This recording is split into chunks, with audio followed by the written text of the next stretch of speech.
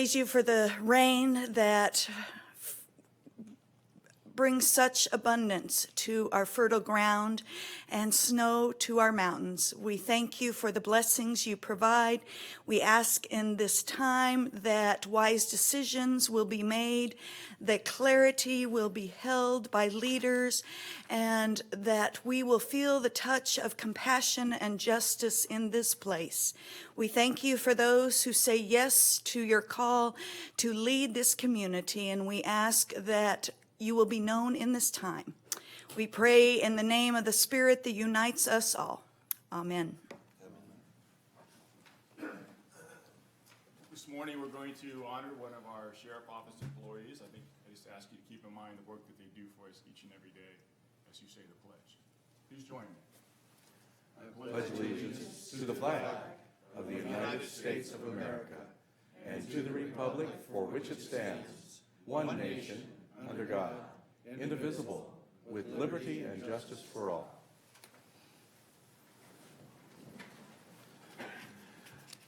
Thank you very much, Pastor Chapman, and also Supervisor Modi. Well done.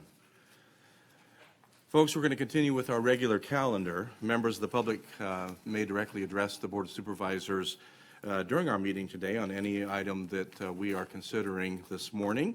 If you'd like to address the board, we would ask that you would take the time to fill out one of these. They're available in the little cubby back by our sheriff this morning, and you can offer it over here to the clerk, and they'll pass it on, so we'll call you in the order that we have received them. If you have any documents that you would like to have us consider, we would also ask that you make 10 copies available so that all the members of the board can have them, staff, as well as a couple of extra. They can be available for the community if they would like to read whatever you're supplying. Each person is allowed 3 minutes to speak. When we get to that point on our agenda, I'll go ahead and call those, and we'll consider your thoughts. Appreciate taking the time to do so. So up on our regular calendar, item number R1, under Board Matters, adopt a resolution which recognizes Shasta County Sheriff's Department Investigative Technician Darlene Perea as Shasta County's Employee of the Month for March 2018. And folks, I have to tell you, as I do this, it's my pleasure to be able to read this. This is just a small part of Darlene's accomplishments in our resolution. And after that, the sheriff will make a presentation, and we'll present all of this to Darlene herself.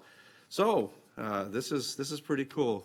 Kind of as we're doing this, I would like you to understand we have nearly 2,000 employees in the county, and we choose one person representative of those 2,000 employees each and every month. And so that's pretty cool to be able to stand up here in front of the board and the community and be that representation. And I just always get excited about it. So here we go. Now therefore be resolved that Ms. Darlene Perea, I hope I'm pronouncing the name correctly. Oh, good. You never know. I usually just blow it there. Investigative Technician of the Shasta County Sheriff Department is hereby named Shasta County Employee of the Month for March 2018. Be it further resolved that Ms. Perea performs the complexity of her job duties with a high standard of skill and professionalism.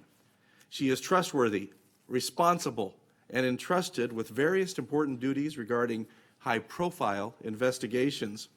Ms. Perea is relied upon because of her ability to conduct herself with the highest level of confidentiality, professionalism, and integrity regarding the duties assigned to her. Recently, the Sheriff Department ID Lab was called to investigate 2 homicide scenes. Ms. Perea was contacted to assist during hours that were not part of her regular schedule. She responded to the location without hesitation and took the role as the lead investigative technician. She documented, collected, and cataloged numerous items of evidence. Ms. Perea is committed to getting the job done, and I like that. These types of investigations require the utmost professionalism, attention to detail, and care. One of the homicide investigations required Ms. Perea to document reported injuries of the person suspected of the homicide. This was an obviously delicate situation with safety concerns, case integrity, and high emotions. Ms. Perea was calm, professional, and empathetic to the situation.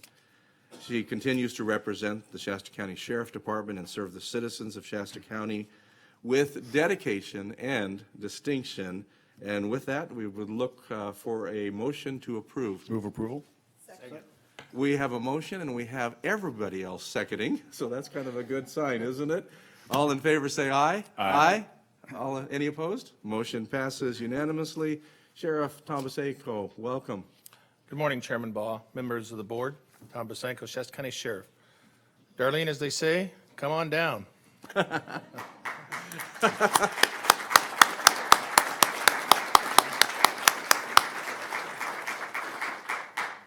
It is my pleasure, I'm very honored that you recognize Darlene for her efforts. She's worked since 1998 for the Sheriff's Office, all of it down at the ID Evidence Lab.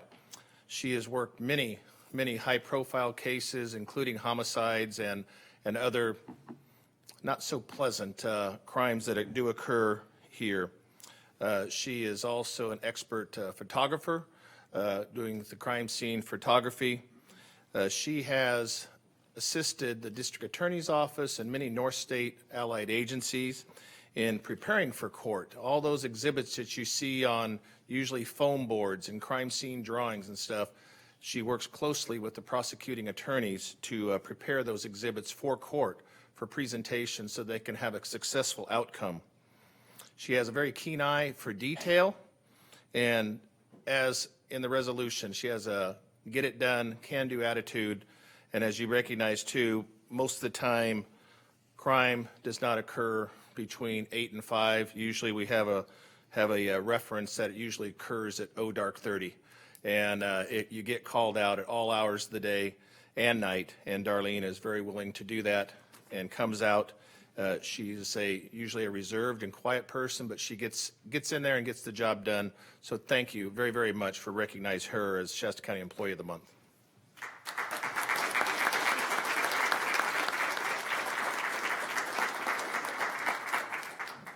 Well, let's take off the stuff here. Thank you, thank you. Garbage, there we go. Well, come on in here. I'm going to present this way, and we'll get us on the microphone as well. You know, folks, as the sheriff was speaking and as I was reading the resolution, something obvious occurred to me, and I think probably every person in this room. I've gone on many law enforcement ride-alongs over the years, and I can tell you the men and women of the Shasta County Sheriff's Office perform responsibilities and respond to situations that none of us are able to do, none of us are prepared to do. I remember literally being scared half to death a few times as I remember one lady jumped on the front of the vehicle as we were driving down the road. I'm going, what's up with this? You guys face every day hardships and circumstances that require those great descriptions of you, the calmness and the respect and the integrity. So that's the basis on which we present this, and I do so on behalf of the Shasta County Board of Supervisors. Shasta County Employee of the Month, March 2018, Darlene Perea. I'm trying to combine your first and last name. Investigative Technician, in recognition of your overall professionalism, commitment, and high personal standards in your service to the citizens of Shasta County. And this has been signed personally by David A. Keogh, Leonard F. Modi, Mary Rickard, Steve Morgan, and that Les Baugh guy here on the end. So I'm gonna present this to you very nicely with the pretty picture forwards in case they want to take your picture. There we go. And I just want to say thank you so much for what you do, darling. We can do as many as you'd like. Where do you want us? Right here? That's fine. Okay, very nice. All right. So this is your opportunity to share. Oh, wait a minute. I have more stuff. I have more stuff. This is kind of like let's make a deal, and there's lots of prizes for you. I like this. So in this package, lots of fun stuff. There are gifts to you on behalf of the community in general. Included in this is the Shasta County Rosewood Pen gift set. Also a $25 gift certificate donated by the Mid-Management Bargaining Unit to a local restaurant. Also a $25 gift certificate donated by the Department Head Forum to Outback Restaurant. A $50 gift certificate donated by the Deputy Sheriff's Association, and a $25 gift certificate donated by the Board of Supervisors to Corporate's Restaurant. And I want to take this opportunity to say thank you to all of those who sponsor these and make this, this award possible. We do appreciate our community partners as well. So with that, I'll get out of the way and invite you to speak. Maybe you'd like to introduce some of your coworkers or family. Whatever you'd like to share, this is your time. Thank you. Okay, thanks. I just want to say thank you to everybody that I work with. This is really an honor. I've been here for 20 years, and it's just awesome. My daughter over here, Stephanie, my sergeant, and my other coworker, Kari, and Sam, thank you for everything that you helped me with. And all my coworkers in major crimes, thanks. That's it.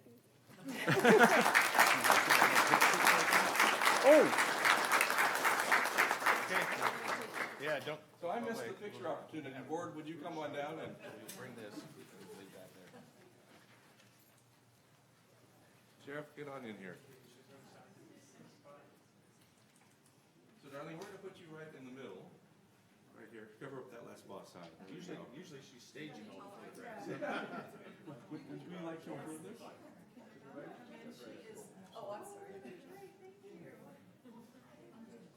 Come on up, come on up. We'll get in here close and get us all on the same page. Look, it's paparazzi. Where to look? Where to look?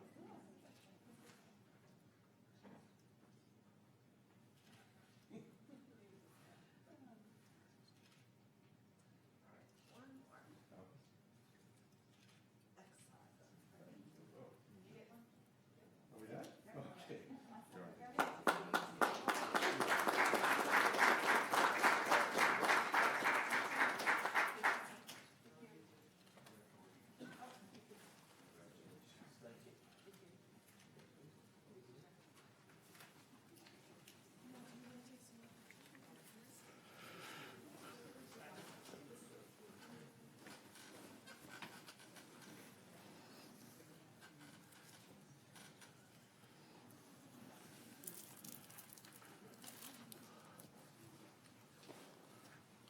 Thank you very much for attending. We appreciate all of you. I like that, a large support group. Very nice, very nice.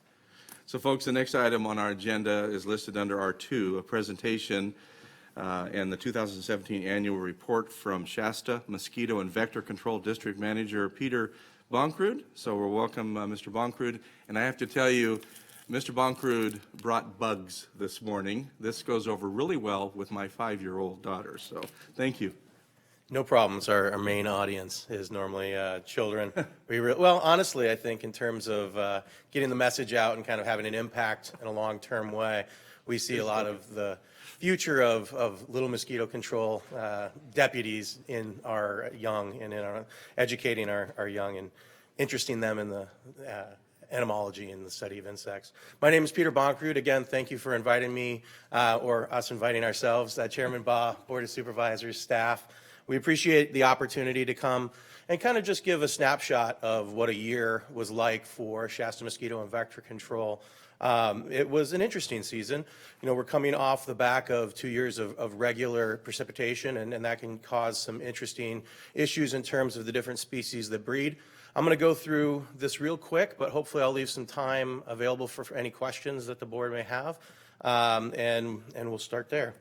So just to kind of frame everything for you, this is really our mission. This is what we believe in. This is what we put through as our prism of all of our efforts, and it's to protect the public's health from vector-borne disease and nuisance through a comprehensive mosquito and vector control program focused on innovation, experience, and efficiency.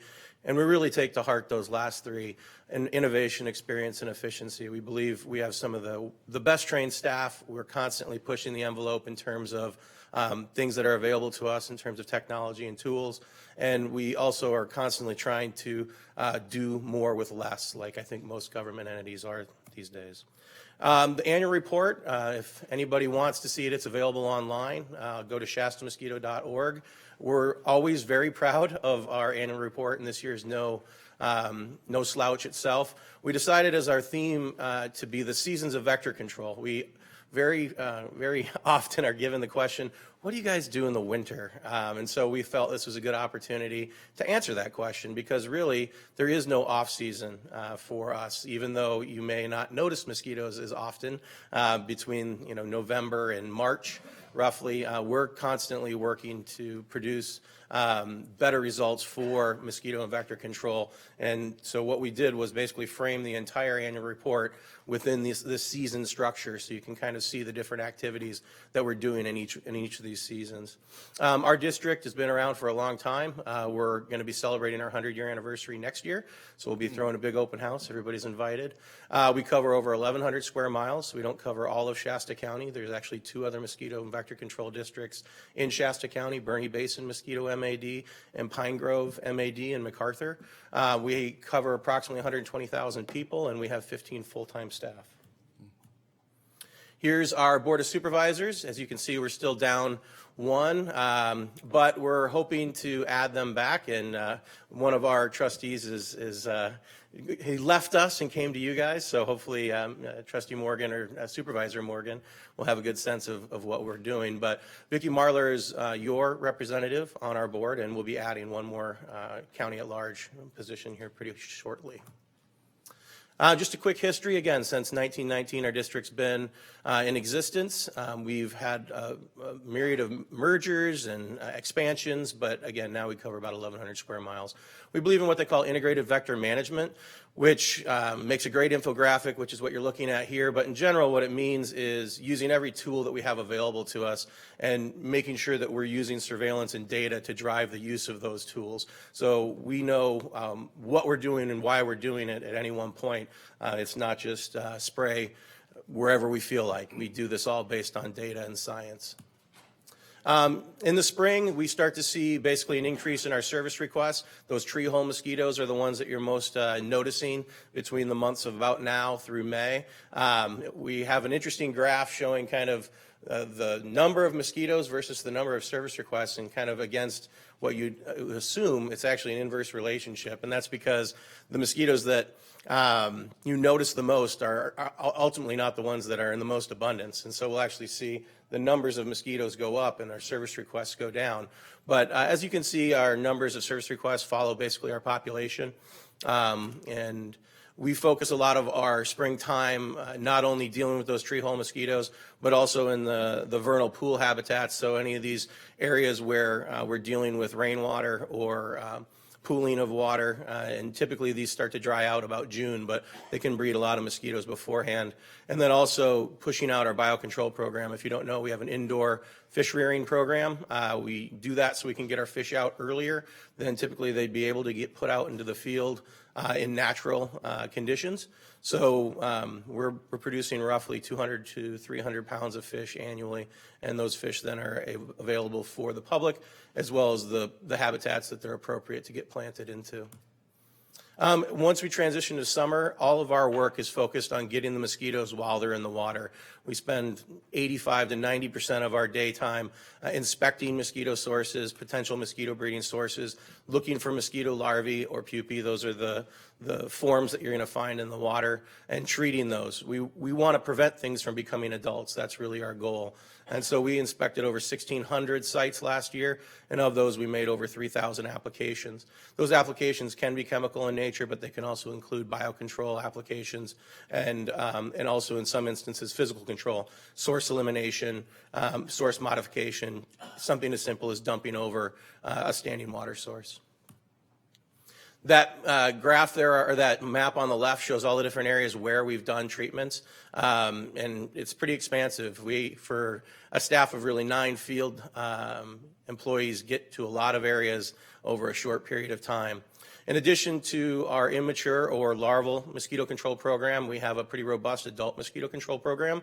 So that's efforted at reducing the populations that we're not able to get in those water sources, and really it's a disease intervention. We're trying to stop the numbers from getting to a level where they would potentially increase the risk for disease transmission, as well as, once disease is actively transmitting in the area, reduce those populations to prevent people from getting bit from mosquitoes that could be transmitting diseases. We made over 400 applications last year for adult mosquitoes, which is pretty average for us.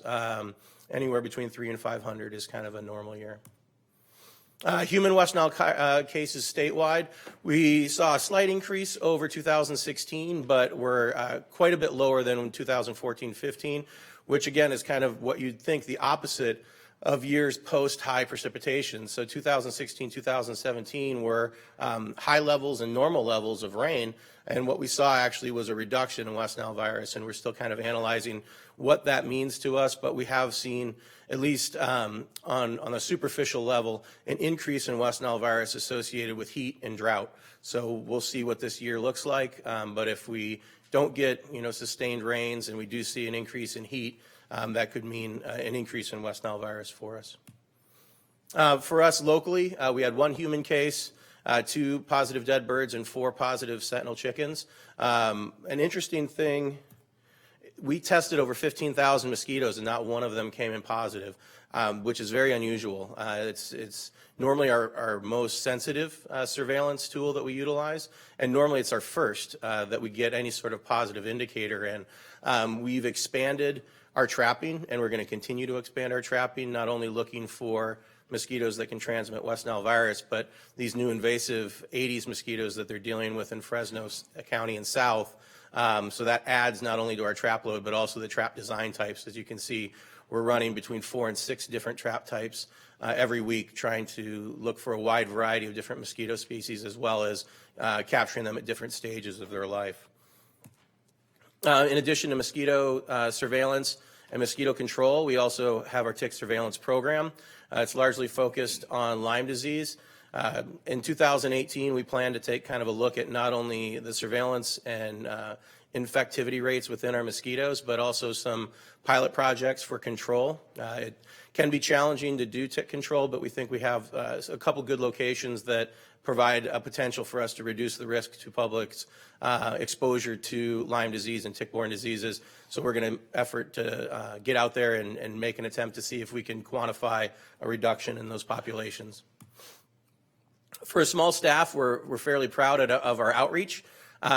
We connect obviously with the radio stations for doing public service announcements, getting out to community events, classroom presentations, public presentations. We updated our website this year, so if anybody hasn't been to our website in over a year, pop over. I think it's a great resource. Everything that I'm talking about is there, as well as additional information. It's an easy way to get notifications associated with our adult mosquito control operations. You can sign up for a notification. You can also look at all the different products that we utilize. You can put in a service request. There's a lot of good tools and resources for you there. We also will be debuting our new mascot in 2018. There on the right, that's our sneak peek. But look for us at the fairs, look for us at the booths. We are excited, and hopefully in the Reading heat, we won't lose an employee in our mascot suit. Yeah. As a fan, I think, in it. So, I mean, it's a real thing. It's not a person in a suit. Research and technology, as I mentioned, innovation is hugely important for us. Up there on the left, you'll see one of our technicians put together a poster presentation for a national association conference, and it was accepted. So she presented her poster and actually won an award for a grassroots technician level acknowledgement of her efforts associated with the work that she's doing down at Sierra Pacific Lumber Mill. So we were excited to see that. We also worked with an intern out of Shasta College this last summer we built an application for her on the iPhone, and she was able to go out and map every single catch basin within our district and not only categorize it for water condition, but also the potential to breed mosquitoes and report back to us all that information in real time. So we're going to continue on with those projects in-house going forward. But and then we're also looking at what our mosquitoes do over the winter. So that's what they're in the tunnels collecting mosquitoes that are adults that overwinter in those tunnels. So they're sucking them up with little vacuums. And we're testing those for West Nile virus. And then we're also looking for Cache Valley virus, which is a mosquito-borne disease that not only can impact human health, but also livestock. And we, in general, based on the research, see those levels being elevated in October, November, and so we're going out trying to see if we can find any ecological data that could support any potential risk here in Shasta County. Obviously, our focus is on anything new. West Nile virus is going to continue to be an issue for us in Shasta County, but with new invasive Aedes coming into California, and obviously Zika virus still being an issue, we're going to be putting a lot of effort in maintaining a level of surveillance for these new mosquitoes to make sure that they don't move into Shasta County. There's also a lot of new techniques that are getting put out there. Some of these are going to be tested statewide. Some of these are going to be tested locally.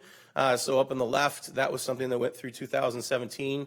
Basically, what they're doing is they're releasing mosquitoes that are sterile. And so when the female mates with the male, they're not able to have viable young. They're releasing thousands and thousands of mosquitoes weekly in an effort to get rid of those new mosquitoes, those invasive Aedes that are coming into Fresno. There's also a version of that that's a genetically modified mosquito that's being soon to be tested in the Key West area of Florida. Up in the right is something we'll be testing out this season. It's basically an automated trap, so we can put it out in the field and it'll actually count and eventually speciate the mosquitoes in real time, and we'll be able to then monitor them from the web and more closely target our applications to match the abundance of those mosquitoes, again, increasing not only our efficiency but our efficacy. And then for those of you that may be acquainted with STEM or STEAM, that's a 3D printer on the right. We're also looking at that for 2018, basically building our own tools.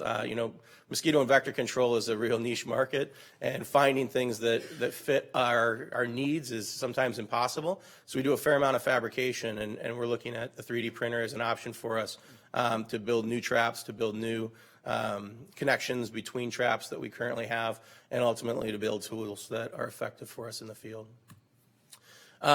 This gets a lot of buzz, and actually last year we were part of a process, legislative process, to pass a new bill that will allow us in the future to be doing mosquito control applications by remote piloted aircraft, or for lack of a better term, drone. This obviously technology is moving very quickly, and we're working this year to establish kind of a process with the California Department of Pesticide Regulation. But I would say within the next year to 2 years, our district will be closely following and potentially utilizing this technology to do applications in areas where our technicians either can't get to, or there's some sort of environmentally sensitive reason that they are unable to access it easily. So we're really excited about this technology. Aerial control and surveillance has always been kind of a big hurdle for us because the cost is high, and with this type of technology, we can do smaller acreages more efficiently and ultimately at a lower cost. So we're going to continue to work with that. Those are our district boundaries, and I know I went a little long, but if anybody has any questions, I may or may not have some time. You're fine. As always, an engaging presentation full of information and a few buzzwords as well. We appreciate that. Questions or observations for the board? Mr. Morgan, please, followed by Supervisor Rickard. Yes. Peter, as usual, a great annual report and a great presentation. I appreciate that. Since you've come on board as district manager, the mosquito district has grown leaps and bounds with your technologies and treatments and your technicians, and I applaud you for that. Thank you. Thank you. And I'd be remiss, he said grown. I should have mentioned one of the big things that happened in 2017 is we actually remodeled and expanded our lab with the ability then to increase our surveillance. We're going to be doing a press release soon. We're waiting for our lab staff to move in. It's a bit of a mess right now. But once they're kind of in, we'll invite people down to take a look. But we're really excited about it. It's going to give us a new insectary as well as the potential to do some of our own diagnostic testing in-house down the road. Perfect. Very nice. Thank you, Supervisor Morgan. Supervisor Rickard. Yes, so thank you very much. First of all, I'm excited to see all the new technology that you're using, and I think that's really impressive that you're forward-thinking and utilizing that technology. I also want to thank you for your work with bringing in an intern. I think lots of times young people don't know what kind of job opportunities there are out there, and hopefully you get them excited and on board and kind of become a part of your team as they graduate. One quick question, couple of quick questions. Did you see an increase in the mosquito population with the additional rainfall last year? We didn't, actually. We saw a fairly normal abundance level across the board pretty much in all of our species. So we were expecting kind of a dramatic increase, Right. But in general, we were definitely below the year previous, and we were right in line with our 5-year average. And one other quick question, with these drones that you showed a picture of, you obviously have to get landowner permission to use those, and how effective have they been? That's exciting. I have a son-in-law that's much into all this. Well, so they're still currently working through kind of the process. I mean, the assumption is that, yes, we would need to get some level of approval from the property owners that we're going to be doing either control or surveillance over. The Fourth Amendment still exists, so we'll be working through that process just to see how it makes sense for us logistically. It currently isn't being done for mosquito and vector control. They've done some tests, and they've done it mostly in areas where there is no population, largely agricultural, and pretty much just surveillance, looking at weather data, things like that, different kind of sensor information. And what was the second question? I think we were just talking about the landowner permission. Landowner permission, and then when? I Yeah. think probably by the end of this year, with DPR, they're going to have a process in place. And basically what it is a parallel license for us. The hurdle we had in California was we weren't able to even do drone applications unless we were a licensed manned pilot, meaning we would had to actually learn how to fly a plane in order to fly a drone, and they're not the same. So what they're basically doing is setting up an entirely different license process for people that can do then safely drone applications and drone flying without having to be an actual pilot. Okay. It's exciting. I think Sure. the way that these autonomous units work, you can program basically your acreage in, and they calculate it and they fly it for you. And they're quick. They're quite a bit quicker than we could control or do our control applications by ground. And much more cost effective too, obviously. Exactly. And for full disclosure, he puts mosquito fish in our livestock troughs. So I just wanted to thank you for that. And you still use mosquito fish too. And didn't hear much mention about that. Yep, no, but they're that's the still old-fashioned. a huge part of our program. Like I mentioned, 200 to 300 pounds a year we typically produce, and we're more than happy to make those available. We typically wait until the water temperatures outside would support them making that transition between our facility and the environmental temperature of the water. But we're starting to do those applications and those plantings now. So if people are interested in mosquito fish, maybe give us till April, but we're going to start making those deliveries. Thank you so much. Thank you, Supervisor Rickert. Mr. Bonkrud, we thank you as well. I think all of us are grateful that you are taking care of those little pests throughout the county. Well, and I'll extend, obviously the invitation to the board, but anybody that's interested, come down. We're always excited to show people around and give them a sense of what we do out there. Thank you. Folks, would you join me in thanking Mr. Bonkrud and his amazing staff?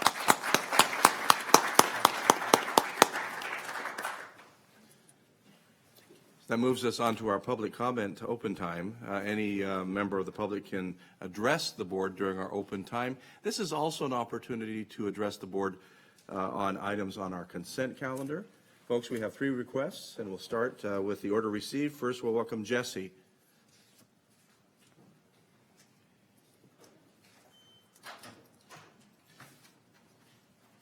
Morning, board. My name's Jesse. Welcome. I live out in Happy Valley. I'm approaching this. I don't like doing what I have to do, but I have to do. District 2 Supervisor. I've called your office time and time and time and again. No response. I got one phone call back. I called you back. Left another message. And it's concerning an abandoned piece of property on Emmett Lane. I showed this young man here some pictures. I wish I would have had time to get the pictures developed, but unfortunately I didn't. The house has been abandoned, and there is tons and tons of garbage, human waste. The people that were living there were caught stealing water. They took the meter out. They were caught stealing electricity. PG&E came in and cut the power. I went down to the county and filed reports. Nothing has been done. I am a veteran and I am disabled. The problem is this is bringing down the value of my home. I don't like it. There is rules and regulations on the books that the county has set forth, and the rules and regulations are not being enforced. There's no reason why in the world you should drive around Shasta County and find garbage stacked 2 or 3 foot high in people's front yards or on the side of their homes and not being taken care of. Not only that, the filth, but the contaminated waste that is being leached into the ground because of it. There's places to take this stuff, just like my piece of property. I bought last May 71 railroad ties laying around right by a pond. All this is leaching into the pond. I couldn't take it down to get rid of it. I had to take it to a special dump site, and it cost me very well over $5,000. Wow. Just this simple. Enforce the rules and the regulations. I invited you to come out and look at that. You did not respond. So I don't know what the county wants to do, but if the value of my house keeps coming down, I'm giving the county a bill for the loss of the value of my property. And I have attorneys on the back and call that will back me up on this. So it's your call. I just want you guys to come out and look. Just look around the county. The county is not like it used to be when we lived here before. This is a mess, and it needs to be taken care of. That's all I ask. Jesse, thank you so much for taking the time to come and make us aware of this. Normally, we would have Mr. Simon, who is our head of code enforcement in Shasta County, in the room. Oh, is he here? Oh, there he is. So what I would encourage you to do is perhaps while you are here, if I could get you to connect with Mr. Simon directly, we'll be able to find out where that code enforcement complaint is in the process and get some information directly to you. Well, I was told the county can't do nothing. So let's find out, though. We have, I think, last time I checked, about 1,000 plus code enforcement requests, but we can indeed do something. It's quite a long process, but the next step would be to find out if you would just go to Mr. Simon while we're here in session. And Who is he? right there, Mr. Simon. And if you'd pass on your information and the address, we'll see if we can get that information to you and answer your question directly. Okay. Thank you very much, sir. We appreciate the fact that you're here, and thank you for your service. That's appreciated very much as well. Next up, we have Russ Wade, please.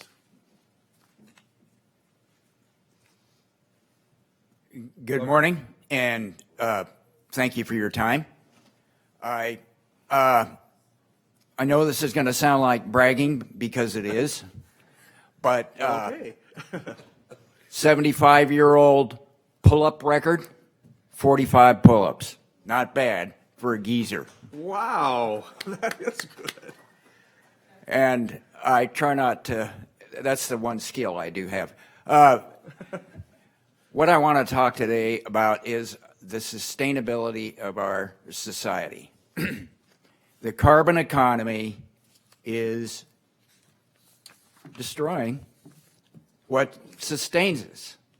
And it's owned me my whole life. I'm part of the problem. What can we do? There is a huge ethanol industry in this country. Do we need to drastically change our vehicle infrastructure? No. We need to integrate ethanol into our fuel system. My 2003 Honda Civic, I have run on 85% ethanol. It ran perfectly. It is cleaner. It is cooler. It is renewable. If we use a clean fuel, we can take our pollutants down between 50 and 70%. And it's big oil that doesn't want to integrate ethanol. And I would really encourage the county to take leadership because it can be huge. We are so fortunate to live in this part of the state because of its beauty and its wild and its clean air. And so many places it just looks like mass insanity where you got 5,000 cars going 5 miles an hour on a freeway. So there's a design problem. But if we start cleaning our fuels, we can really do a lot. And almost any fuel injected vehicle could run on a combination of gasoline and ethanol. And that would be a fantastic step if the county considered this. Thank you for your time. Thank you very much, Mr. Wade. We appreciate it. Next, we have Monique Whaleen, please. Monique, welcome.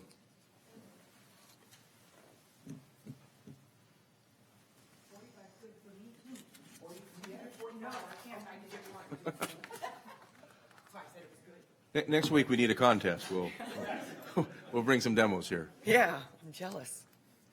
Okay, one more. All right, okay. You start me. There we go. Okay. Good morning, board. Good morning, Good fellow morning, Monique. constituents. Thank you. So the last meeting that we had at City Council, I went up and spoke. It was March 6th. And March 6th, like I said before, when I struggle with my internal self, my higher power, then I feel frustrated. And I came here trying to show you guys March 6th because I had a quote from Michelangelo, who, by the way, is also on a list of very many people who do suffer, or did, excuse me, suffer from some sort of mental ailment.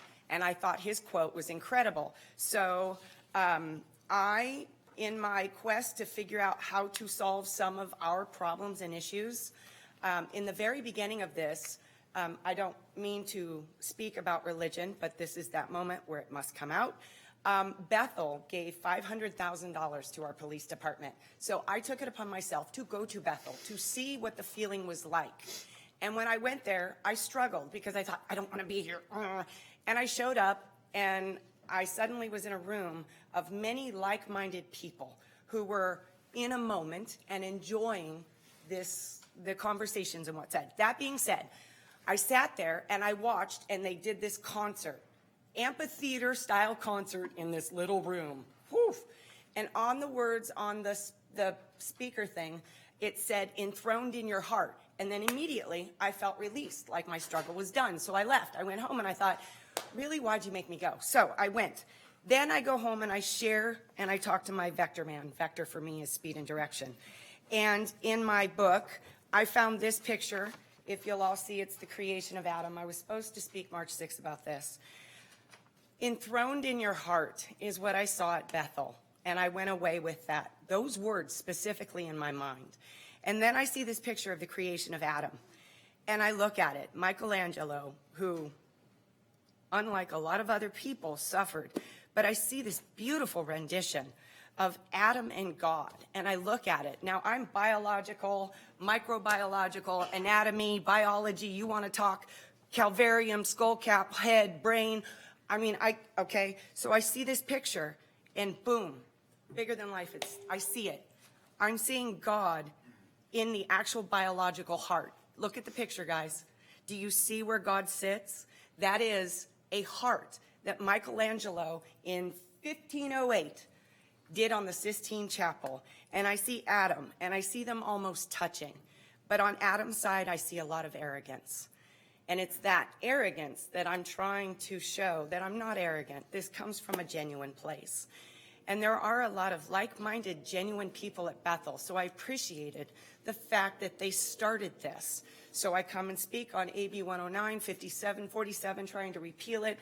Somebody has done something about that, Keep California Safe Act, which makes me not struggle because I've got other things to worry about and do.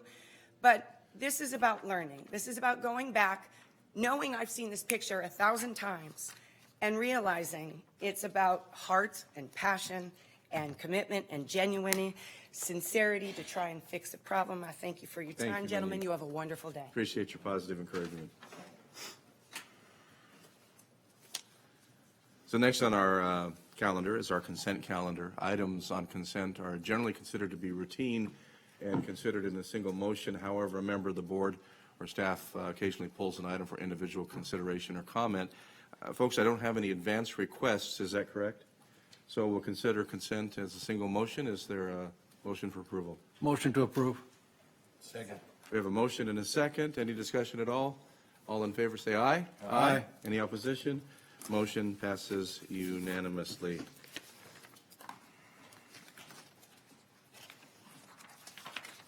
So under regular calendar continued, we have R3, our administrative office, receive a legislative update and consider action on specific legislation related to Shasta County's legislative platform and receive supervisors' reports on county-wide issues. After Mr. Lees, we'll start with Supervisor Morgan on county supervisor reports. Mr. Lees. Then that jumps us right over to you, Mr. Morgan. Oh, thank you, Mr. Chairman. I attended the third annual Senior Veteran Fraud Prevention Fair put on by the District Attorney's Office. The Elks Club was packed with 40-some-odd booths, providing good information about fraud and various other information from local state agencies. DA's office hit a home run with this fair. The fair keeps getting bigger and better each year, and it's a well done. I really enjoyed it. It was a lot of good information being put out by the booths, and well enjoyed. Then I attended the Shasta County Mental Health Service Act funded quarterly meeting to learn on the progress and future plans of the Mental Health Service Act. And that's all I have, Mr. Chairman. Thank you, Supervisor Morgan. Supervisor Kehoe, please. Thank you, Chairman Baugh. Good morning, ladies and gentlemen. 3 items I'd like to report on. With Supervisor Morgan, I participated in the Mental Health Advisory Board meeting. And the positive thing was that there were 31 speakers there. I might observe that, Monique, you spoke, very efficient, very effective. We had some really positive feedback, and I think it will provide guidance to the Mental Health Board in conducting its affairs in the future. And number 2, Mr. Lees and I, yesterday evening, participated in an hour-and-a-half session with City Connect. It was very valuable. As usual, Mr. Lees did a heck of a job in his presentation. Finally, I attended the Reading City Council meeting. It was a lengthy meeting, about 4 hours long. As you might imagine, there was considerable discussion about public safety.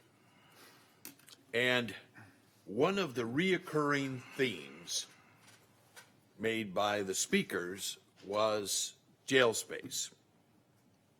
So, Mr. Lees, I ask this of you. It would be of value if you and Sheriff Pasenko in the very near future could make a report to this board, and more importantly, perhaps to the public, as to how we're progressing in 3 specific areas. Number 1, mention has been made about expanding jail capacity by 60 beds. Where do we stand? What's the timeline? How are we going to fund it? Number 2, mention has been made that when the new courthouse is constructed, we'll be able to convert 2 courtrooms to additional jail space, 100 spots. How are we progressing there? Same questions as applied to the 60-bed. And finally, at our city council, at our board meeting, relative to public safety, the board, in a unanimous vote, agreed to look at conducting an evaluation of the jail. Where do we stand with that? I think there is sufficient interest on the part of the members of the public and the board to get these answers out. So I'll go ahead and field this one. Well, wait a second. I directed it at Mr. Lees. Okay. So can we hear from him and then We you can can. speak? Mr. Lees. Well, actually, I appreciate you bringing that issue up. I think why Chairman Baugh wanted to jump in because we had a discussion earlier today about our path forward. Oh, did you now? Yes, we did. Yes, sir. And so I shared with him what that path forward was. The Board of Supervisors at our Public Safety Workshop gave me specific direction on specific items to bring back. And we are planning to bring back those items, and they encompass what you have mentioned and some more. And we are planning to bring that back to Board of Supervisors meeting at the end of this month. Is that? There is, based on hearing the testimony at the city council meeting, there is a reoccurring belief that we're not doing anything, that the board is not doing anything, you're not doing anything, Sheriff Pacinko is not doing anything. That is at variance with reality. We're doing quite a bit. So there it is. I'm sorry, Mr. Baugh. That's fine. So I'll just add on to that. So tentatively, while we have not set that date, there's some items we need to figure out. Tentatively, that might be under consideration by this board, a plan as directed by this board unanimously to be considered, discussed, and possibly approved on March 27. We'll firm that date up once we set the date. But that would be also followed, folks, by another community public safety workshop. And I'm going to give you some acknowledgement here. Supervisor Kehoe had brought the thought up of holding those meetings in the evening so the community can participate. It was very successful last time. The next meeting will be also scheduled in the evening. And that one would follow our action, dependent upon our action, and this board's agreement to do so at our March 27 meeting. We'll set a tentative date or set a factual date at that time. So Thank you, as a Chairman follow-through. Baugh. Very good. Does that conclude your report today? Yes, sir. Thank you, Supervisor Kehoe. Supervisor Modi, please. Thank you. I attended the Sarasaq Valley EMS Board meeting last Friday, and I'm happy to report that Glenn County was able to send their first representative to our meeting. They've just joined us here recently. We're now our 10-county EMS board. And we're also going through our budget, and I'd like to let Mr. Lees know, because he'll be happy, is that there will be no dues increase for the counties again. I don't think they've raised the dues for the EMS board for about 15 years now. Very nice. And I'll also let you know that we have no unfunded liabilities. Our OPEB is fully financed. That's it. Thank you, Supervisor Modi. Supervisor Rickard, please. Thank you, Chairman Baugh. I also attended the Senior and Veterans Fraud event, and it was well attended, and it was good to see such a good turnout. In addition, I attended the City Council meeting up to a point. I had to get up early the next morning and go to Sacramento, so I didn't stay for the entire evening, but I agree with Supervisor Kehoe. I think that that we do need to move forward and get some of our questions answered. I spent 2 days in Sacramento for the Sierra Nevada Conservancy event. We held our annual summit. We had some excellent presentations about basically the crisis that California is experiencing in terms of our tree mortality. We're now up to 129 million dead trees in this state. Actually, we had a really productive meeting, and I think actually I've made some connections for people, and maybe there's going to be some economic studies as to whether prevention is a better use of our dollars rather than suppression. So anyway, we're working on something there. Attended the Farm Bureau Social, well attended. I saw Supervisor Baugh there. It was a fun night. I had to step out, and I ran to Palisadro and had the honor of presenting plaques from the Board of Supervisors to Mr. Tom Fields and Ken Bresciers for their combined service of 84 years as volunteer firefighters in the Palisadro district. And so that was quite an honor to recognize those men. And, as you all know, I have a special place in my heart for volunteer firefighters. We have so much opportunity for wildland fires and forest fires in this particular county, and it's really important that we continue our support of that particular group. And after that, I ran to the Palisadro Park event and supported that. It was a great evening. They raised money for their park, which is kind of at the heart of Palisadro. So it was a busy night, but I made it. Then I remembered to go back and pick up my husband at the Farm Bureau Social. And I'm sure he was grateful for that. So we're going to have to clone you, Supervisor Rickard. 3 events in the course of a few hours in one evening. You're trying to set a record. Appreciate that. The Farm Bureau Spring Social was amazing. Absolutely packed house, folks, and I really appreciate how engaged those folks are. Great discussions. A lot of great topics there that evening. I wanted to mention 3 additional items. One was Anderson Futures. This was presented by the City of Anderson last week in their community center, and it was an amazing evening. Anderson introduced at that time ACED, A-C-E-D, Anderson Community Economic and Economic Development. So what this is about, folks, this was about not only having the opportunity, and there were folks there from local high schools, so there were teens and there were seniors and there were volunteers, there were law enforcement, public safety, fire, first responders, representative of the entire community, focused on what exactly the future of Anderson is. And I want to tell you, it was an amazing, positive evening.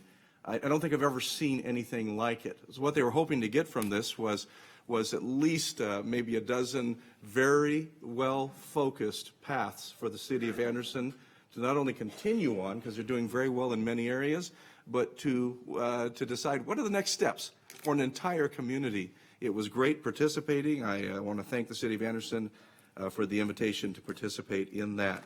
I also sat in on the LAFCO Executive Committee yesterday, chaired by Erwin Fust, and I want to thank Mr. Fust again. He runs great meetings. This executive committee was to refer to our full board the draft budget for this upcoming fiscal year, and I have to tell you, 0 increase recommended for yet another year. That's a very positive. The existing budget will be able to report in open session to the entire board and the community at that next meeting as scheduled, is going to come in on time and under budget. So all of these things are tremendous encouragement from the LAFCO board, and I'm grateful for that board and the committee.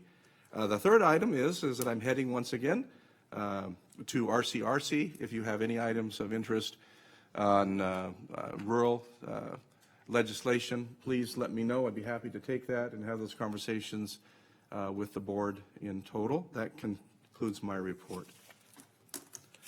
With that, we're going to go ahead and move to our scheduled hearing. R4 is described as Agricultural Commissioner, Sealer of Weights and Measures, also listed Resource Management and Sheriff's Department. And folks, basically what we're going to do, we're going to have a presentation about the topic, and they'll explain fully what we're engaged in this evening or this morning. Then we're going to have a public hearing. We'll open the public hearing. We'll welcome full comment from anyone who would like to address the board. After that, we'll close the public hearing, bring it back to the board for conversation and discussion, and then, dependent upon that conversation and discussion, move forward with potential action. So with that, welcome. We'd like to hear a full presentation. Thank you. Thank you.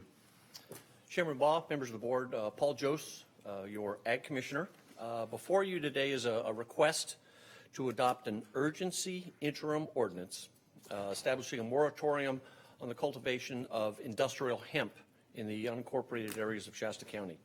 The Ag Department, the Department of Resource Management, and the Sheriff are requesting this ordinance to allow us time to assess the impacts of this new plant and to develop reasonable regulations to bring back to you to mitigate any of those impacts that industrial hemp may have on the county.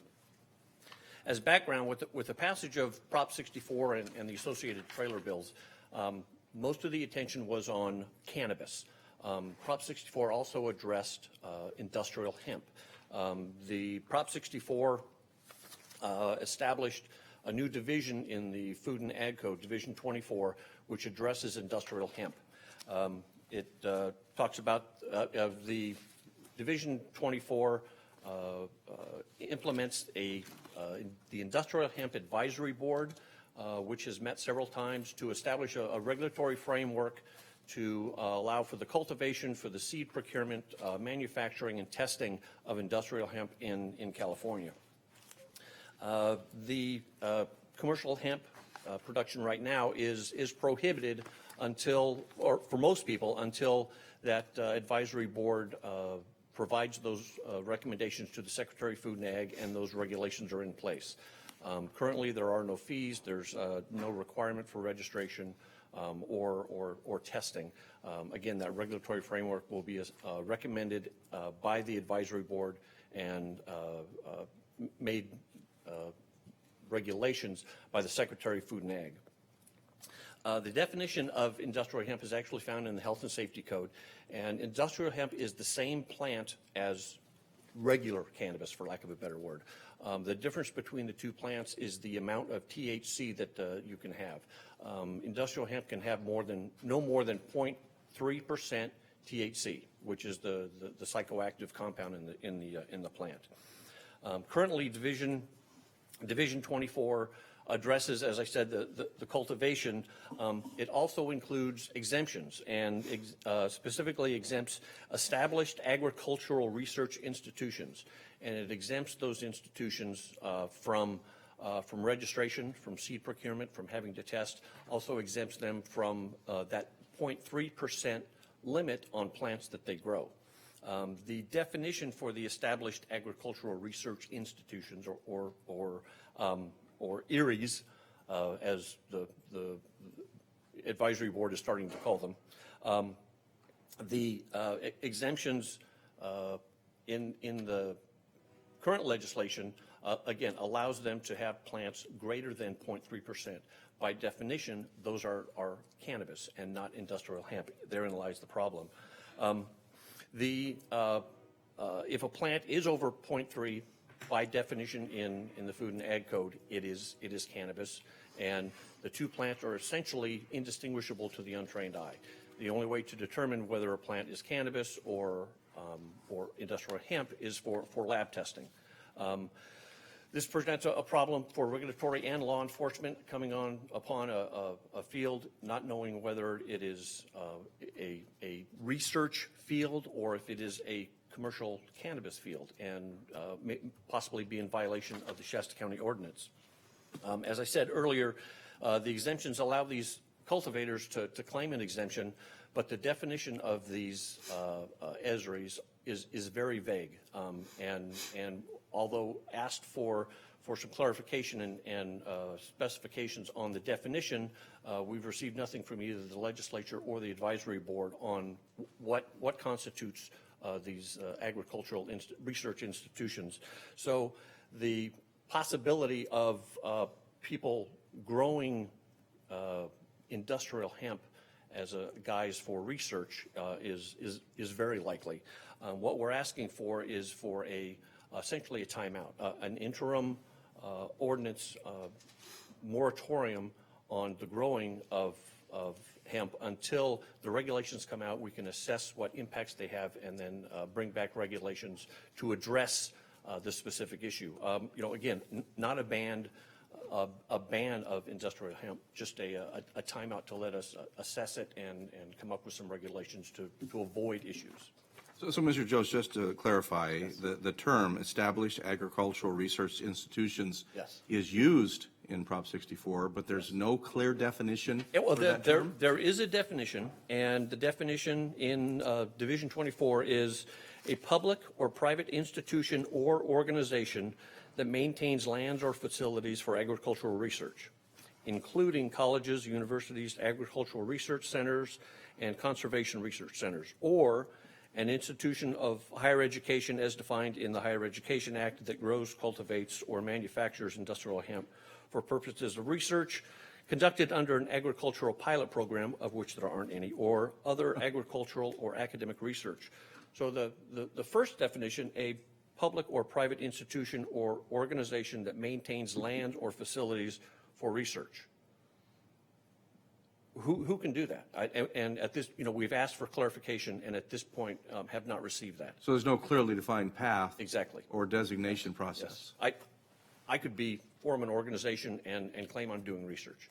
Thank you for the clarification. And again, the problem is that those institutions are not held to that 0.3% THC levels. So, okay. And I believe the sheriff has additional information that he'd like to add.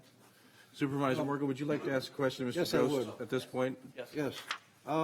In our definition of a institution, which is loosely held or that, Shasta College does have an ag program, doesn't they? Yes, they do.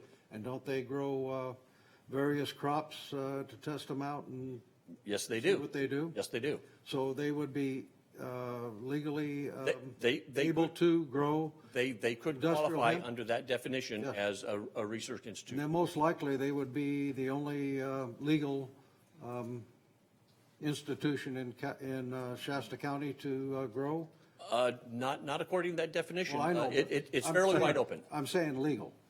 Well, Well, using that yeah, definition, okay, all you know, I could say I'm, you know, if it's Acme regulated- Cannabis and I'm growing, you know, Okay. for research. So, and I would be legal But by I'd that still definition. say Shasta College would have a, Yes.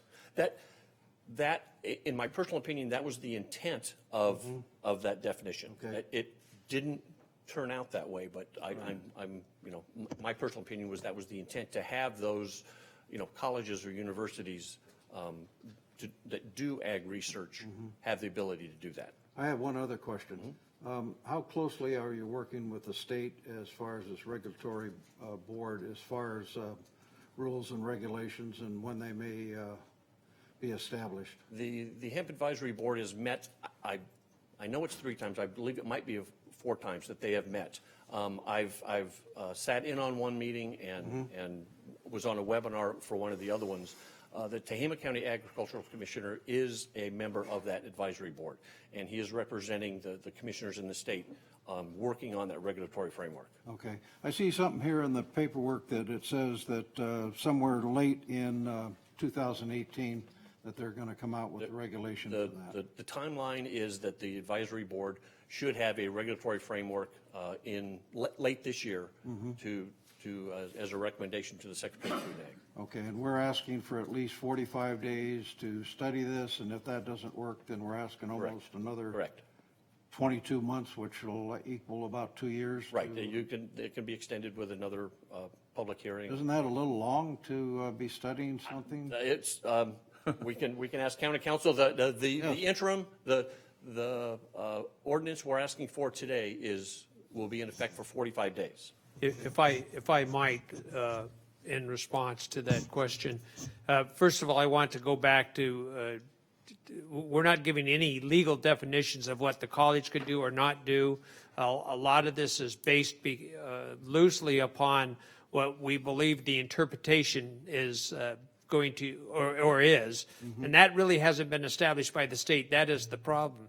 So the length of time we choose, it would be my recommendation that the length of time we choose for a moratorium or not would be based upon when the state comes up with their specific definitions of what the intent of the law and the research and the study is. So we're not going to just add time to a moratorium just to punt and kick it down the road, but we want to have enough time so that we'd be able to make a decision based on what's going to be legally sustainable based on what the state's legal definition ends up being. thank you, Mr. Lees. Mr. Morgan, did that answer your question? In a way, yes, it does. In a way, no, it still seems like we're kicking the can down the road, but that's my own opinion. Very good, very good. We'll move on to Mr. Jost, don't go away. Sheriff will hold you on standby there. No, we'll move on from Supervisor Morgan. You get to hang around. All right. Excuse me, Supervisor Bob, may I also just follow up on the comments there? You bet. First of all, I don't know whether or not Shasta College has any intent to grow industrial hemp or not, but if this goes into place, they would not be able to while this moratorium is placed if they're in the unincorporated area of the county. I believe they are, but if they are not, then that's that issue. Under the law, the initial moratorium goes into place for a period of 45 days. That's the initial amount. The following amount could then be extended, as I said, as it says in there, for the additional 22 months and 15 days. The board certainly, once regulations are put in place, can cut that much shorter. It's just a question of gives the board the time and the staff time to get the regulations in place. So just to clarify and clearly answer Supervisor Morgan's question, today's considered action is simply 45 days. We're not really talking about what happens after that until that time happens. Correct. We would have to come back for another notice public hearing to decide whether or not to extend the moratorium for an additional 22 months and 15 Very good, days. very good. So a little clearer, right? Yes, it is. Thank you, Mr. Cruz. Thank you, Mr. Cruz. So we'll move to Supervisor Ricker to be followed by Supervisor Modi, please. Yes, thank you. I just had a couple of generalized questions, and as I'm not very familiar with this particular crop. Do you know, is hemp grown extensively throughout California? In my particular experience, I'm not aware of much of it grown at all. I've only heard of one planting in the state. Okay. Canada's grow a lot of hemp. Right. In California, right. no. No, that's what I thought, because, and then my next question was, any agricultural product requires a process, whether you're baling hay or you're, harvesting wild rice, and we ship it to the woodland area for processing. So is there any processing facilities, and what kind of products do you foresee this producing? The hemp can be grown for seed or fiber or oil. If it's grown for seed, there are processors that can extract the seed from the hemp that's grown. At this point, there aren't any that I know of on the West Coast to extract the fiber. There is some plantings in Washington that the growers are trying to form a co-op and establish processing for the hemp fiber. As far as the CBD oil, there are extraction facilities that extract THC that can also extract the CBD oil that's in the hemp, and those are available in California. Okay, that answered my question. I just, want to make people aware that this isn't something that if you grow it, you're going to have to do something with it once it's produced. Thank you, Supervisor Rickard. Supervisor Modi, please. Yeah, my question is for County Council, just to follow up exactly what you were talking about. If we, after the initial 45 days, we can extend it up to the 22 months and so many days, but could we do that in smaller increments if we choose, or is it just a one-time deal for 22 months? Or can you say, okay, we're going to do it for another, 90 days or 180? I would have to further research that. The way the statute is written, it says it can be extended for an additional 22 months and 15 days. So I would have to look at that particular issue. Thank you. Good question. Thank you, Supervisor Modi. Thank you, Mr. Jost. Right? Okay. Sheriff. I almost called you a supervisor. My apologies. Sheriff, welcome. Thank you, Chairman Baugh, members of the board, Tom Basenko, Shasta County Sheriff. Very good presentation by Commissioner Jost and some comments from our CEO, Larry Lees, as well. The hemp and marijuana is from the same species or family, and they're cultivated a bit differently, which can enhance or reduce their THC, or the intoxicant in the plant, the psychoactive chemical, for high amounts or the low amount. There is lack of regulation by the state at this time in regards to this developing potential industry within California, and that is causing some great concern, especially with the research license that essentially nearly anyone could claim that they are doing some type of research other than a educational institution.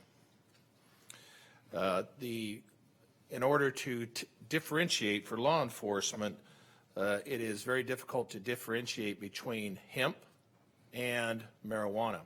And in fact, in another Central California county, that was exactly it. A person was claiming that they were doing research. They were claimed to be growing hemp, but it was of a hybrid with marijuana, and it had a very high THC content. That makes some unique challenges for law enforcement, because we're investigating it. We have to take the safety precautions for our staff of going in there, not knowing if it is a hemp production or if it is a marijuana production or an illegal marijuana production facility. Also, you would have a great expense for the laboratory testing of doing some samples of these plants to seeing what the THC content is of those. And that was a high content in this Central California county. Some of the impacts as well for the environment is the marijuana plant and hemp plant requires a lot of water to grow the plant. I know with the marijuana production, they say it can be up to 15 gallons a day per plant of water needed. This can cause issues for the environment. It can cause issues regarding water rights. And then also, in some places, even within our own county, there is limited amounts of water production that can cause impacts to other neighbors as well. And as we've seen with the marijuana industry, a lot of stream diversion and pumping out of streams and waterways as well for that production. The seed from the hemp plant, do not in the marijuana industry, they separate the male plant kill off the male plant so they can have the female production for the high THC content. That could cause problems with the people growing hemp and a nearby marijuana production, in that the female plants could then be pollinated by the male hemp plants. You could either have a hybrid again, or for the people that are growing marijuana, whether it be for medical purposes or now recreational purposes, that would pollinate the plant, and that could also cause some safety concerns and arguments between neighbors of if one neighbor was growing hemp and another one was growing marijuana, and safety, crime prevention from there as well. Disposal of the plants in Kentucky, they tend to burn off the fields that are in violation. It'd be difficult in Shasta County to burn off the fields because of our high fire dangers, especially during the productive time, and or how do you dispose of it otherwise, which is a high cost. So if we get to a point of any type of regulation and licensing, we must include cost recovery for the testing, the labor involved, disposal, all involved, whether it involves the Ag Commissioner's Office, County Resource Management and Code Enforcement, and or law enforcement for that. And that can also be costly, and then the licensing part of it as well. Colorado has tried to recover some of the costs associated with the hemp production, and so I would encourage that as we move down the road to look for that if we choose to allow it within the county. But for right now, I do think the moratorium is very reasonable until there's some further regulations from the state and some direction as well. This concludes my presentation. Thank you, Sheriff. Supervisor Kehoe, please. Sheriff Pacinko, thank you for the presentation. It's very concise. From a practical standpoint, Tom, do you see any difficulties in enforcing this moratorium? Yes, the enforcing the moratorium would be no different than enforcing the current ordinances that we have. It becomes a prioritization for a call for service and for staffing with the deputy sheriffs, the limited amount that we have at this time. So yes, enforcement could be a concern. Okay, thank you. Thank you, Supervisor Kehoe. Any more questions for the board at this time before we open the public hearing? Thank Very you. good. Thank you, Sheriff. So at this time, folks, we're going to go ahead and open the public hearing. We'd welcome any member of the community that would like to come and address the board on this topic. If you come to our podium, that microphone will pick you up. You don't need to adjust it. If you identify yourself and share with us. Anyone like to address the board at this time? Just come on forward, please. You're welcome.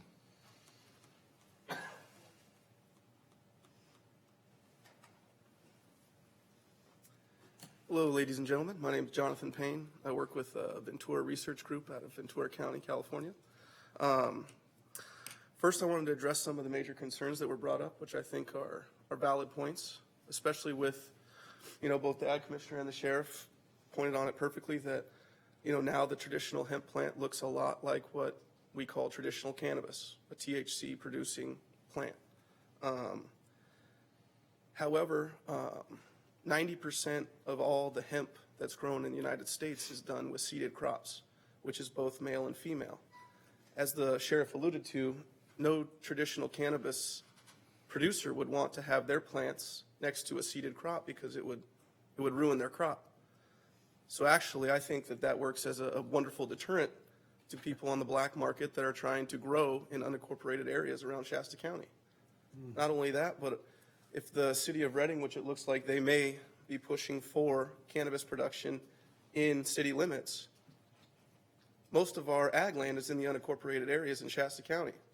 So that would create a separation of interest where we could put industrial hemp production in the ag areas and in the city limits where it looks like we're pushing for cannabis production. That would be a perfect separation of interest.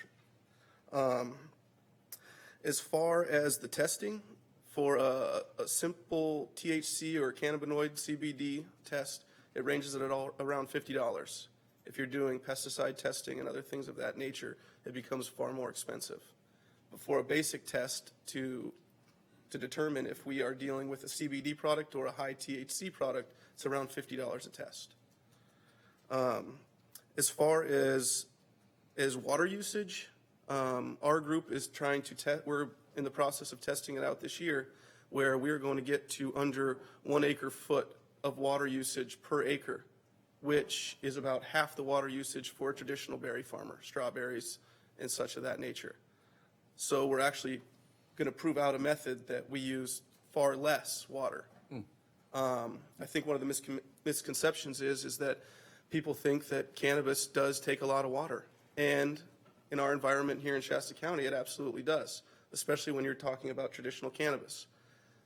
Hemp is not what we refer to as traditional cannabis. It is an ag commodity, 100%. Part of the regulations by the state, which they already have, as Mr. Joss can attest to, is that you can't use traditional cannabis processes when you're farming industrial hemp. You have to use ag farming processes.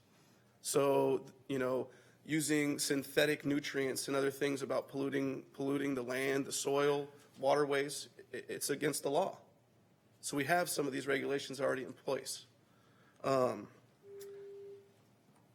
You've got 30 more seconds, Ms. Also, one thing I'd like to touch on is revenue. Shasta County was built on farming and ranching. One way to give power back to our farmers and ranchers is to allow them to grow hemp.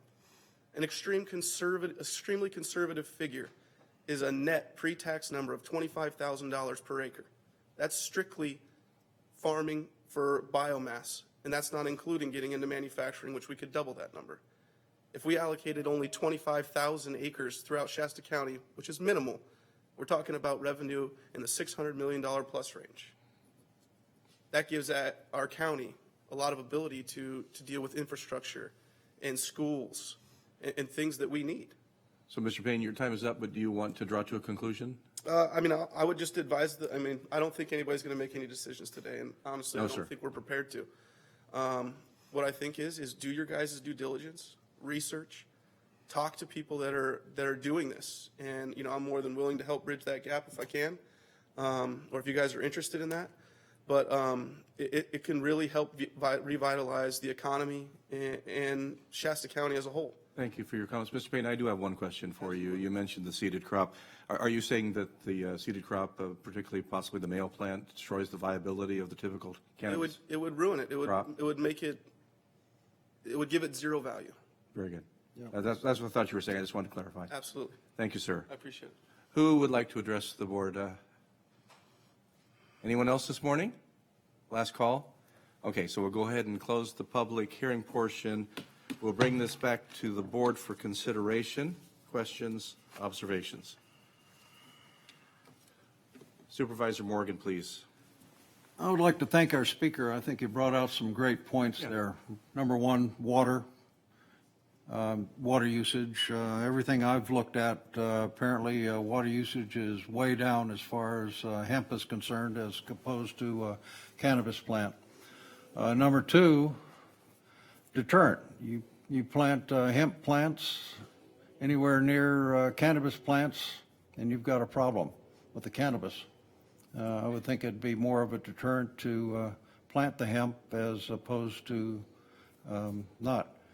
But today we're not concerned with what we're going to plant or what we're not going to plant. What my concerns are is the 45-day moratorium and then 222 days plus 15 on top of that. I'd like to see that figure reduced to maybe half of that. I think we need to address this. I think that the rules coming out of Sacramento give us plenty of time to go to their meetings and understand what's happening and apply them in our own county. And I don't think that we need an additional 222 days unless, I don't know, for some reason we're not going to plan on asking to grow or allowing to grow hemp. Hemp has got too many good products that come out of it. Everything in the world. I mean, if you look at a lot of the lists that I gave you to all the supervisors and Mr. Lee, it lists a variety of products that far exceed other things. One thing that sticks in my mind is cotton. Cotton requires a lot of water, hemp doesn't. There you have something that you can grow for clothing, food supplements, and all kinds of variety of things. But like I say, we're not here today to discuss growing of hemp. We're here to discuss the rules and regulations on hemp and whether we want to grow it or not. And I would like to see that period of time reduced in this, whatever we're doing. Moratorium. Thank you, Supervisor Morgan. So just to be clear, I'm going to ask County Council to clarify the proposed path forward here as outlined on our agenda. And then Supervisor Keogh, I'm going to come back to you. Very good. Thank you, Supervisor Morgan. Great conversation. County Council, please. Thank you, Chairman Bob. The issue, again, before the board today is for a moratorium that would be in effect for 45 days. That's what's the statute only allows. They would then come back for another notice public hearing to decide whether or not to extend the moratorium for an additional 22 months and 15 days. That would be based upon information at that time. Yeah, that will be based upon the information at that time. Now, the statute, and I will look at the issue as presented by Supervisor Modi as to whether or not the board can reduce that to a smaller amount. But assuming for the moment that the statute says it can be extended to 22 months and 15 days, and that's what's available to the board, that does not mean that the board cannot give direction to staff to bring something forward to the Planning Commission and to the board sooner than that.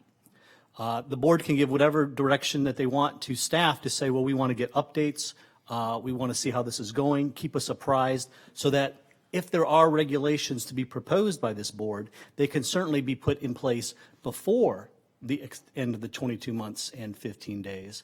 But it would just mean that the moratorium would be in place. So I hope that provides some additional guidance. The moratorium can be in place for that time, but we can certainly give direction to staff, and this board can exercise its discretion to have them move more quickly if it so desires. I think that was perfectly clear. Thank you so much. I'm going to go ahead and go to Supervisor Kehoe and then to be followed by Supervisor Morgan. Thank you, Chairman Baugh. This probably is a rhetorical question, Mr. Cruz, but under other agency involvement, the following statement is in evidence. County Council contributed to the development of the ordinance and has approved the ordinance as to form. Did your office also approve the ordinance as to content?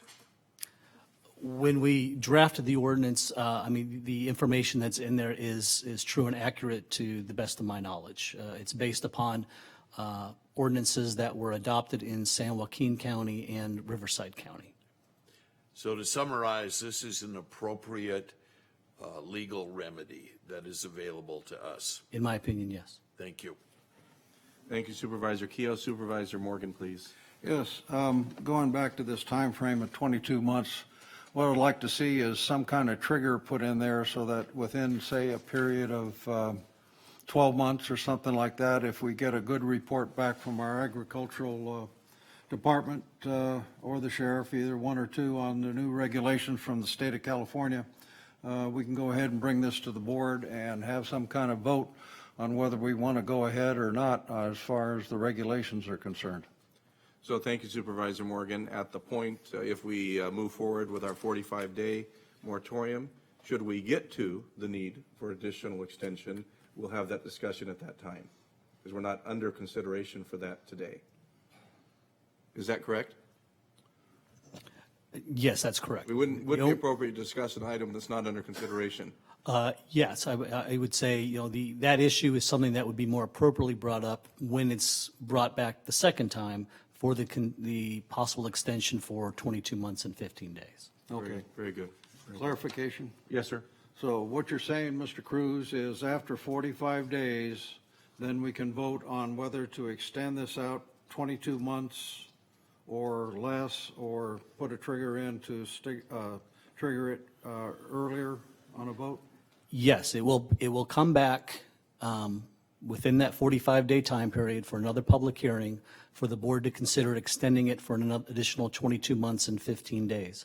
At that time, the board can also consider giving direction to staff to give an update to the board or take further action within 12 months or whatever other time the board feels is appropriate.